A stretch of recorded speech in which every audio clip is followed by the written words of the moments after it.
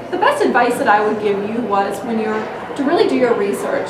Take the time to understand the companies out there that are hiring, and when you do find a company that you will be applying to a job through, spend some time in advance of the interview or if you get a meeting with somebody who works there to really understand. There's a wealth of information that most companies do like to put on their websites about themselves, so take the time to go through it, understand the history of the company, where they're hoping to go, and also their cultural and their values that they have. It's important to make sure that the values that the company has align with your own personal values.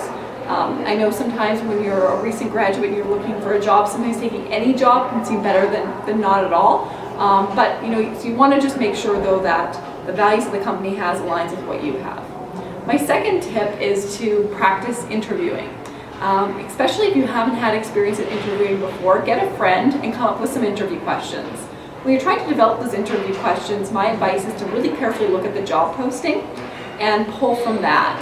That's going to give you a really good idea of what the interviewer is going to be asking you. Try to do a mix of behavioral-based questions as well as technical questions that relate to the job. And my last piece of information is about the resume. So this is really this is the first view, a snapshot that the employer is going to be getting of you. So try to keep it really clear and concise so they know exactly what you are trying to achieve from getting a job.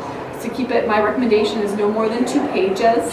And include a cover letter, and in that cover letter it's really important to be very clear and concise and have it customized for the position you are applying for. I really do shy away from having the non-customized resumes because that just kind of gets lost in the mix. It's kind of confusing for employers to determine what you're trying to achieve. Take some time as well in the cover letter to demonstrate the knowledge and the research that you've done about the company. Maybe you're weaving in some projects that you worked on that align with what the company has done, or you're just acknowledging that the corporate values align with what you have.